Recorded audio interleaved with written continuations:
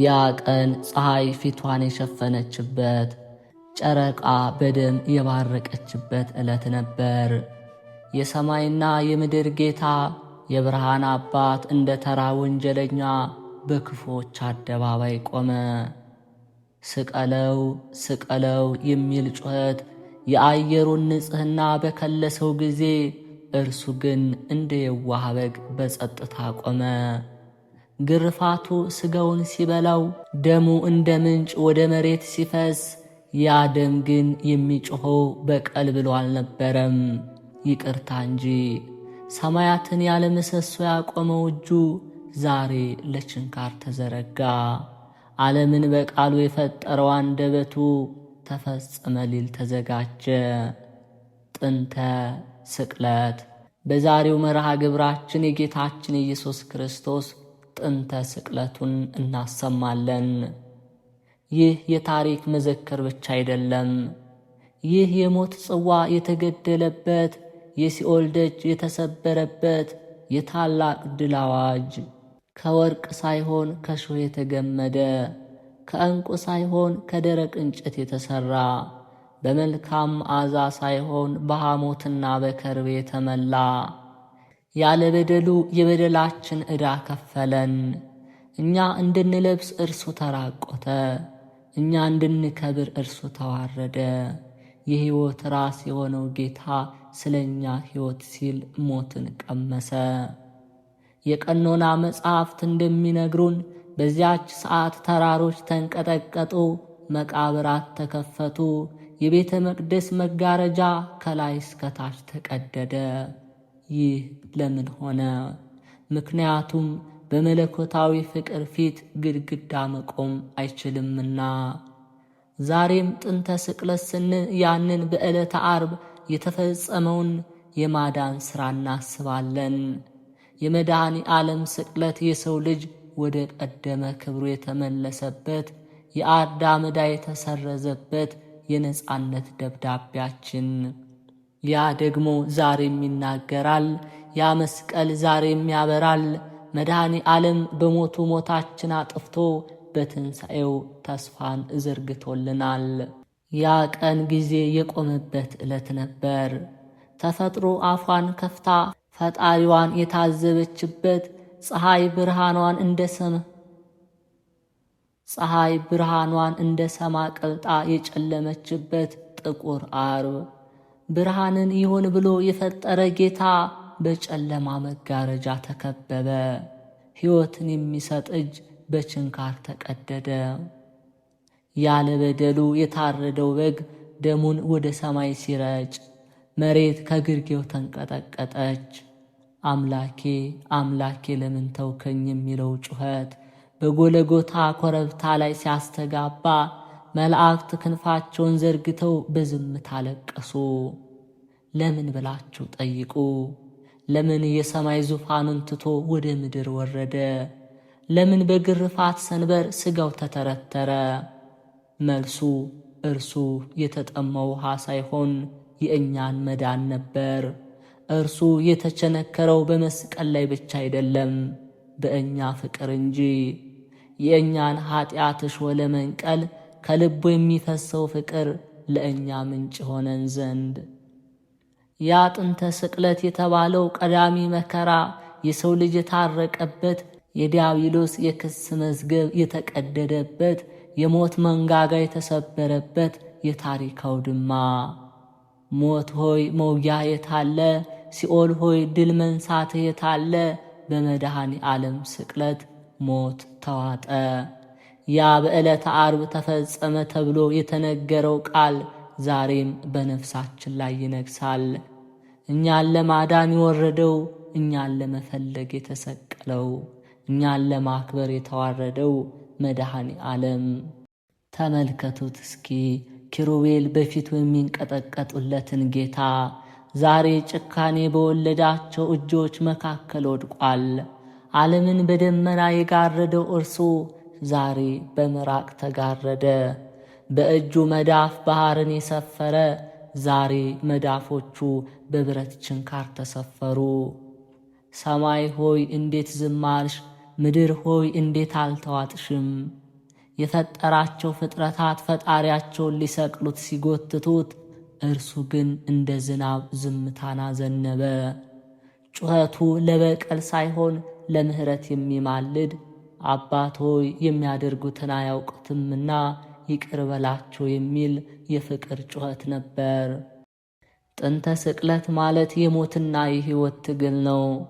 ሞት ጌታን የያዘው መሰለው፣ መቃብር ብርሃንን የዋጠው መሰለው። ነገር ግን ያ የተወጋው ጎን የፈሰሰው ደም የዓለምን በደል የሚያጥብ የሕይወት ውቅያኖስ ሆነ። ያ መስቀል ውርደት የነበረው ዛሬ የክብር አክሊል ሆነ።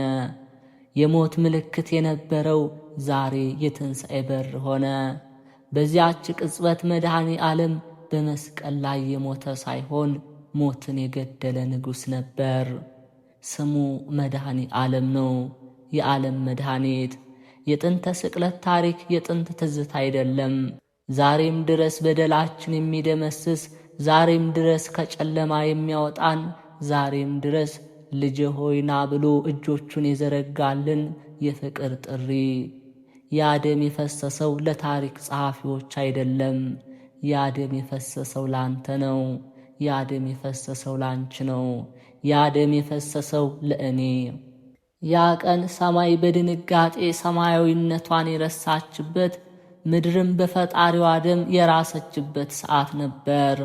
ያ ቃል የተፈጸመበት፣ ያለ ጩኸት ኀጢአት የተገዘተበት። እዩት እስኪ ያንን ግርማ! በፊቱ መላእክት ቅዱስ ቅዱስ እያሉ የሚሰግዱለት፣ ዛሬ ግን በአመፀኞች እጅ ክፉ ተባለ። ዓለምን በብርሃን ልብስ የሚያጎናጽፋት፣ ዛሬ ግን ራቁቱን በመስቀል ላይ ቆመ። ያ የችንካር ድምፅ በጎለጎታ ሲያስተጋባ፣ የሰማይ መላእክት ሰይፋቸውን ሊመዙ አሰቡ።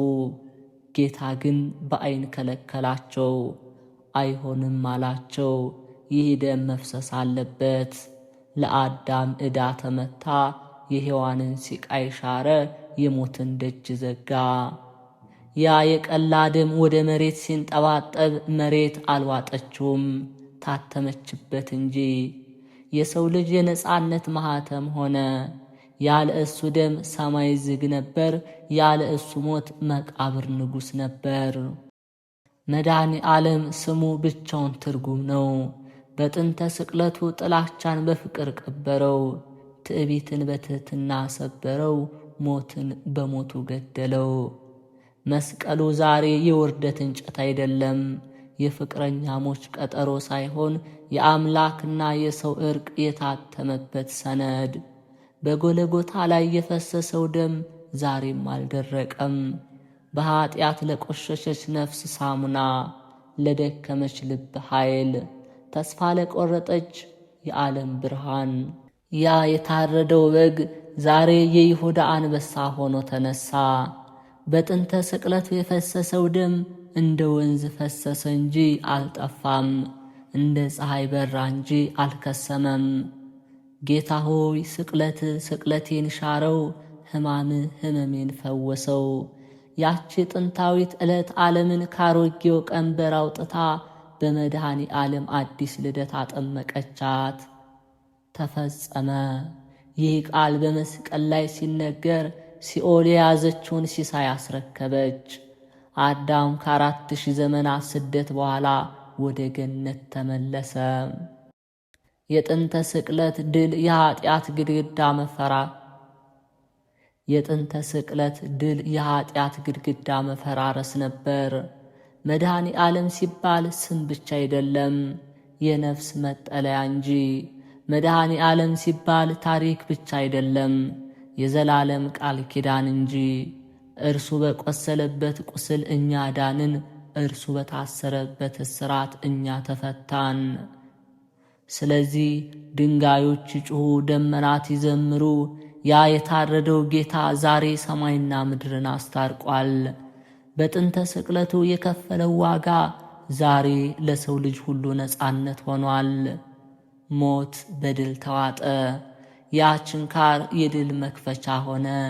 ያ መስቀል የክብር ዙፋን ሆነ። ያ ጎልጎታ የሕይወት ምንጭ ሆነ። በመጀመሪያ ቃል ነበረ፣ ያ ቃልም ሥጋ ሆነ፣ ሥጋም ሆኖ በመካከላችን አደረ።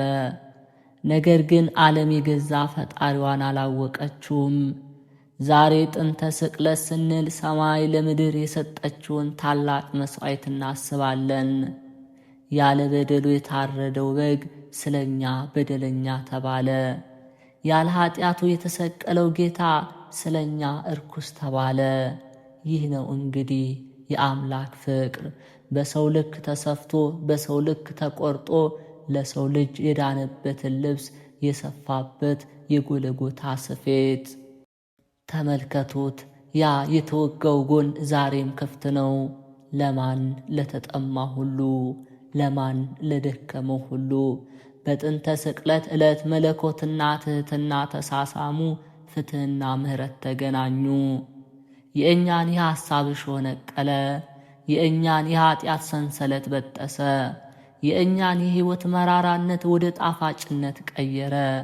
ይህ ታሪክ አይደለም፣ ይህ የነፍሳችን እስትንፋስ። መድኃኔ ዓለም በመስቀል ላይ የፈሰሰው ደሙ ዛሬም በቤተ መቅደሳችን፣ ዛሬም በልባችን፣ ዛሬም በነፍሳችን ውስጥ ሰላም እያለ ይጮኻል። ያ ቀን ቃላት አፋቸውን የዘጉበት ዕለት፣ ሰማይ በድንጋጤ ሰማያዊነቷን የረሳችበት፣ ምድር በፈጣሪዋ ደም የራሰችበት ሰዓት፣ የሰው ልጅ ታሪክ ካያቸው ታላላቅና ልብን ሰቅስቀው ከሚይዙ ክስተቶች መካከል የጌታችን ኢየሱስ ክርስቶስ ስቅለት ዋነኛው። ይህ ታሪክ የጭካኔና የፍቅር፣ የጨለማና የብርሃን፣ የሞትና የሕይወት ፍልሚያ የታየበት፣ በጌቴሴማኒ የአትክልት ስፍራ የዓለም ሸክም በትከሻው ላይ ያረፈበት ያ ሰው በታላቅ ጭንቀት ውስጥ ነበር። የላቡ ጠብታ እንደ ደም ወደ መሬት ይፈስ ነበር። የፍቅር ጌታ በጓደኛው በይሁዳ በመሳም ተላልፎ ተሰጠ። ያ የፍቅር መሳም የሞት ምልክት ሆኖ አደረ። ከሐና ወደ ቀያፋ፣ ከጲላጦስ ወደ ሄሮድስ የሰላም ንጉሥ እንደ ወንጀለኛ ሲንገላታ አደረ። የፈጠራ ምስክሮች በፊቱ ቆሙ። እርሱ ግን እንደማይታረድ በግ ዝም አለ። ጀርባው በሮማውያን አለንጋ ተተረተረ። ከወርቅ ይልቅ የሾህ አክሊል በራሱ ላይ ተደፋበት። የአይሁድ ንጉሥ ሆይ እያሉ ተሳለቁበት። ከባድ መስቀሉን ተሸክሞ ወደ ቀራንዮ ኮረብታ መራ። ደሙ ከመሬቱ አቧራ ጋር ተቀላቅሎ የሕይወት መንገድን ቀደሰ። በዚያ መንገድ ላይ የእናቱ የድንግል ማርያም እንባና የኢየሩሳሌም ሴቶች ዋይታ የታሪክን ድባብ በሐዘን ሞላው። በቀራንዮ ኮረብታ ላይ 3 መስቀሎች ቆሙ። እርሱ በመካከላቸው ሆነ። እጆቹና እግሮቹ በችንካር ተቸነከሩ። ፀሐይ ብርሃኗን ከለከለች፣ ምድርም በፍርሃት ተንቀጠቀጠች። አምላኬ አምላኬ ለምን ተውከኝ የሚለው ድምፅ ሰማይና ምድርን ሰነጠቀ። ጌታችን በመስቀል ላይ በነበረበት ወቅት ከቀኑ 6 ሰዓት ጀምሮ እስከ 9 ሰዓት ድረስ ታላቅ ጨለማ በምድር ሁሉ ላይ ሆነ። የብርሃን ምንጭ ሆነው ፀሐይ የፈጣሪውን መከራ ማየት የተሳነው ይመስል ፊቱን አስገረፈ። ፍጥረት ሁሉ በዝምታ ተዋጠ። ምድርም መሠረቷ እስኪናወጥ ድረስ ተንቀጠቀጠች። ይህ ጨለማ ተራ የሌሊት መምጣት ሳይሆን የዓለም ኀጢአት በክርስቶስ ላይ ያረፈበት የዚያች ታላቅ ሰዓት ምስጢራዊ መግለጫ ነበር። በዚያ እጅግ በሚያሰቃይ ሰዓት ሰውነቱ በችንካር ተወጥሮና በደም ተነክሮ ሳለ ከአፉ የወጣው ቃል ግን የጥላቻ አልነበረም። ይልቁንም አባት ሆይ የሚያደርጉትን አያውቁምና ይቅር በላቸው የሚል የምህረት ድምፅ ነበር። ይህ ቃል በዓለም ታሪክ ውስጥ ታይቶ የማይታወቅ የፍቅር ጫፍ፣ ለሚሰቅሉት ሰዎች የሚጸልይ አምላክ። በሞት አፋፍ ላይ ሆኖም እንኳ ነፍሳትን ማዳኑን አላቆመም። በቀኙ ተሰቅሎ የነበረውን ወንበዴ የጌታን ቅድስና ተረድቶ ጌታ ሆይ በመንግሥት በመጣህ ጊዜ አስበኝ ባለው ጊዜ የተሰጠው መልስ እጅግ የሚገርም ነበር። ዛሬ በገነት ከኔ ጋር ትሆናለህ የሚል የድል ቃል። የገነት በር ለመጀመሪያ ጊዜ የተከፈተው ለአንድ ወንበዴ መሆኑ የጸጋው ስፋት ምን ያህል ጥልቅ እንደሆነ የሚያሳይ። ሕይወቱን ከሰጠ በኋላ አንድ ወታደር ጎኑን በጦር ወጋው። በዚያ ጊዜ ደምና ውሃ ፈሰሰ። ይህ ዝም ብሎ ፈሳሽ አይደለም። ለዓለም ሁሉ መድኃኒት የሚሆን ኀጢአትን የሚያጥብና ሕይወትን የሚሰጥ የምስጢራት ሁሉ ምንጭ ከቆሰለው ጎኑ የቤተ ክርስቲያን ተስፋ በቀለ። ዓለም ተሸነፈ ብላ ስታስብ፣ እርሱ ግን በሞቱ ሞትን ድል አደረገ። በሥጋ ወደ መቃብር ቢወርድም በነፍስ ግን ወደ ሲኦል ወርዶ ለዘመናት ታስረው የነበሩትን ነፍሳት ነፃ ወጣ። ያ የመቃብር ድንጋይ የታሪኩ ማብቂያ ሳይሆን የዘላለም ሕይወት መጀመሪያ ሆነ። ይህ ታሪክ በቃላት ሊገለጽ ከሚችለው በላይ ጥልቅ፣ በተለይ የክርስቶስ ዝምታና ይቅርታ በአሁኑ ዘመን ላለነው ሰዎች ትልቅ ትምህርት የሚሰጥ። በዚያች የመከራ ሰዓት ክርስቶስ የተጎነጨው ጽዋ ተራ መጠጥ ሳይሆን የሰው ልጅ መራራ የኀጢአት ቅጣት ነበር። በገነት የተጀመረው የሰው ልጅ መውደቅ በቀራንዮ ኮረብታ ላይ በቆመው የሕይወት ዛፍ በመስቀሉ ተተካ። አዳም በዛፍ ምክንያት ያጣውን ሕይወት ክርስቶስ በዛፍ ላይ ተሰቅሎ መለሰው። ያ የውሃ ምንጮችን የፈጠረ ጌታ በደረቁ ከንፈሮቹ ተጠማሁ አለ። ይህ ጥም ግን የውሃ ጥም ብቻ አልነበረም፣ የሰው ልጅን ነፍስ የማዳን ጥም እንጂ። ለፈጣሪው ውሃ ከመስጠት ይልቅ ሆምጣጤ ያቀረቡለት እጆቹን አልመለሰም። ይልቁንም ያንን መራራነት ወደ ድል ጣፋጭነት ቀየረው። ክርስቶስ ነፍሱን በሰጠ ጊዜ በቤተ መቅደስ የነበረው ወፍራም መጋረጃ ከላይ እስከ ታች ለሁለት ተሰነጠቀ። ይህ ታላቅ ምስጢር በሰውና በአምላክ መካከል የነበረውን የሺህ ዓመታት መለያየት አበቃ። ከእንግዲህ ወዲህ ወደ ቅድስተ ቅዱሳኑ ለመግባት በሰው አማካኝነት መሥዋዕት ማቅረብ ሳያስፈልግ በክርስቶስ ደም አማካኝነት ሁሉም ወደ አምላኩ መቅረብ እንደሚችል አበሰረ። የክርስቶስን አሰቃቂ አሟሟትና የታዩትን ተአምራት ሲመለከት የነበረው የሮማው 100 አለቃ በፍርሃትና በአድናቆት ተሞልቶ ይህ ሰው በእውነት የአምላክ ልጅ ነበር ብሎ መሰከረ። ጠላቶቹ እንኳ ቅድስናውን እንዲያዩ ያስገደደ ታላቅ ግርማ በመስቀሉ ላይ ነበር። በመላው ታሪክ ውስጥ እጅግ የሚገርመው ነገር የክርስቶስ ዝምታ። ሊያድኑት የሚችሉ የሰማይ መላእክት ሰራዊትን መጥራት ሲችል፣ እርሱ ግን ለሰው ልጅ ፍቅር ሲል ራሱን አሳልፎ ሰጠ። ያ ዝምታ ከጩኸት ይልቅ ኃይል ነበረው። ያ ድካም ከጥንካሬ ይልቅ ዓለምን አሸነፈ። ታላቁ የፍቅር መሥዋዕትነት ከተከፈለ በኋላ የጌታ ሥጋ በክብር ተገንዞ በአዲስ መቃብር አረፈ።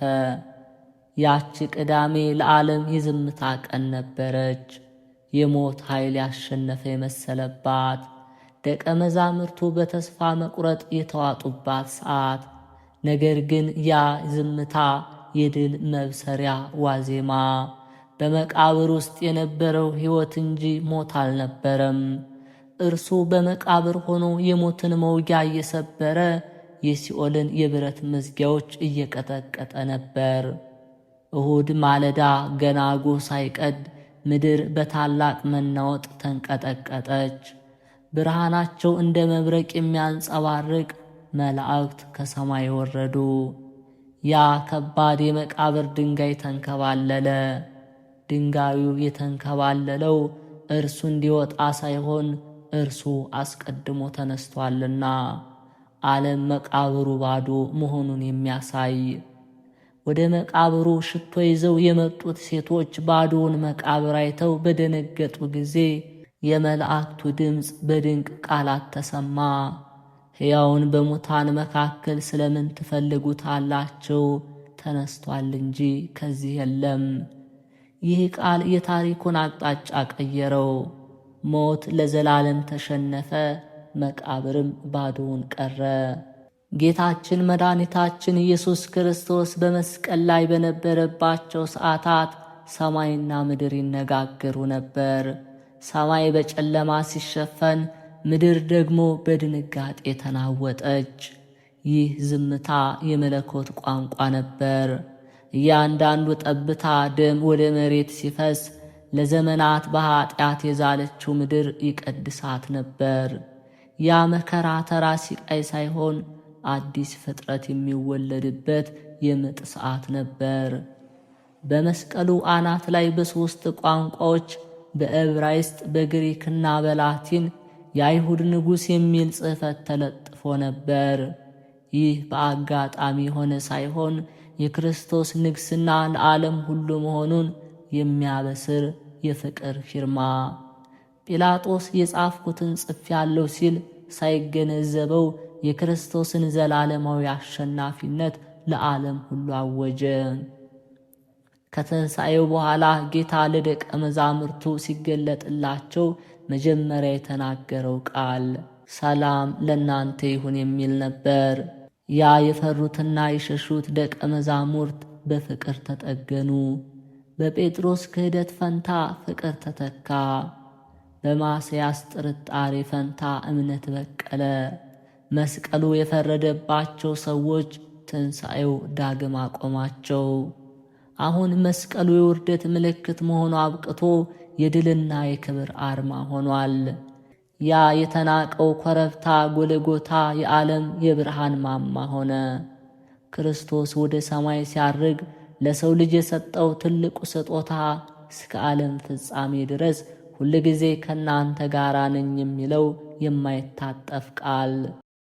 የክርስቶስ ስቅለት ለዓለም ድንቅ ሰዓሊያን፣ ገጣሚያን፣ ደራሲያን የማይደርቅ የፈጠራ ምንጭ ሆነ። ያ በደም የተገረፈው ጀርባ፣ ያ በእሾህ የቆሰለው ራስ፣ ያ በችንካር የተሸነቆረው እጅ፣ እያንዳንዱ ዝርዝር ነገር የሰው ልጅ ታሪክ ካያቸው ውብ ምንም እንኳ ሲቃይ ቢሆንም መስዋዕቶች ሁሉ ከመስዋዕቶች ሁሉ የበላይ ናቸው። ይህ ታሪክ በምስል ሲቀረጽ የጨለማና የብርሃን ንጽጽርን፣ በድምፅ ሲሰማ ደግሞ የዝምታንና የጩኸት ፊልማን የሚያሳይ ታላቅ ምስጢር ያለው። በዓለም ታሪክ ታላላቅ ነገሥታትና ፈላስፎች በመቃብራቸው ግርማ ይኩራራሉ። የክርስቶስ መቃብር ግን ባዶ በመሆኑ ይከበራል። ያ ባዶነት ለሰው ልጅ ሁሉ ተስፋ የሚል ትርጉም አለው። መቃብሩ ባዶ ሆኖ መሆኑ ሞት መጨረሻ ለመሆኑን፣ ከጥቁር ጨለማ በኋላ የሚፈነጥቅ የትንሣኤ ፀሐይ መኖሩን በታላቅ ድምፅ የሚመሰክር። ይህ ታሪክ የ2000 ዓመት አሮጌ ታሪክ አይደለም። ዛሬም በየሰኮንዱ የሚታደስ ሕያው እውነት ነው እንጂ። ያ በቀራንዮ የፈሰሰው ፍቅር ዛሬም የሰውን ልብ የማለስለስ፣ የደነደነውን ሕሊና የመፈወስና የተቆረጠውን ተስፋ የመቀጠል ኃይል አለው። ክርስቶስ በመስቀል ላይ ሆኖ ዓለምን ሲመለከት የሚመለከተው በወቅቱ የነበሩትን ገራፊዎች ብቻ ሳይሆን ወደፊት የሚመጣውን ትውልድ ሁሉ ነበር። የዓለም መጻሕፍት ቢሰበሰቡ ቢጻፉ ከቀራንዮ ታሪክ በላይ የሚገርም የፍቅር ታሪክ ሊገኝ አይችልም። ይህ ታሪክ የጀመረው በጭካኔ ነው፣ የቆመው በመከራ ነው፣ የፈጸመው ግን በታላቅ ደስታና ድል ነበር። የክርስቶስ ስቅለትና ትንሣኤ ታሪክ ተራ የታሪክ ድርሰት ሳይሆን የሰው ልጅ ማንነትና ዕጣ ፋንታ የለወጠ የዓለማት መጋጠሚያ ነው። መስቀሉ የውርደት ምልክት የነበረው አሁን የክብርና የድል አርማ ሆኗል። ያ በጭካኔ የተቸነከረበት እንጨት የሰው ልጅ ተስፋው የሚያነሳበት የሕይወት መሰላል ሆኖ አርፏል። ደሙ በቀራንዮ ኮረብታ ላይ የፈሰሰው እያንዳንዱ ጠብታ የታሪክን መራራ ገጾች አጥቦ በምህረት ቀለም አዲስ ምዕራፍ ጽፏል። ያ ደም የጥላቻን ግድግዳ ፈርሶ የይቅርታን ድልድይ ዘርግቷል። ታሪኩ የሚደመድመው በለቅሶና በዋይታ ሳይሆን ሞት ሆይ መውጊያ የታለ በሚል የድል ዝማሬ ባዶ መቃብር ለዓለም ሁሉ የሚናገረው አንድ ታላቅ እውነት አለ። ፍቅር ከሞት ይበረታል፣ ብርሃንም ጨለማን ያሸንፋል። ይህ ታሪክ በጭካኔ ተጀምሮ በጽናት ቀጥሎ በፍቅር ተፈጸመ። ዛሬም ድረስ የሰው ልጅ በትክክለኛ መንገድ እንዲጓዝ የሚያበራ የዘላለም ፋኖስ ሆኖ ይኖራል። የተከበራችሁ የልዑል እግዚአብሔር ቤተሰቦች፣ የመዝገበ ቅዱሳን ተከታታዮች ይህንን መንፈሳዊ ቻናል ቪዲዮውን ላይክ፣ ሰብስክራይብ በማድረግ ሐሳብ አስተያየታችሁን ኮሜንት ላይ በማስፈር በየዕለቱ የቅዱሳንን ታሪካቸውን፣ ድርሳናቸውን፣ ተአምራቸውን እንዲሁም ስንክሳር እንዲሁም በኢትዮጵያ ኦርቶዶክስ ተዋሕዶ ቤተ ክርስቲያን ቀኖናና ዶግማ መሠረት በተለያዩ በሥራ ላይ በስደት ላይ ላላችሁ በድምፅ የምታገኙ መሆኑን እናሳውቃለን።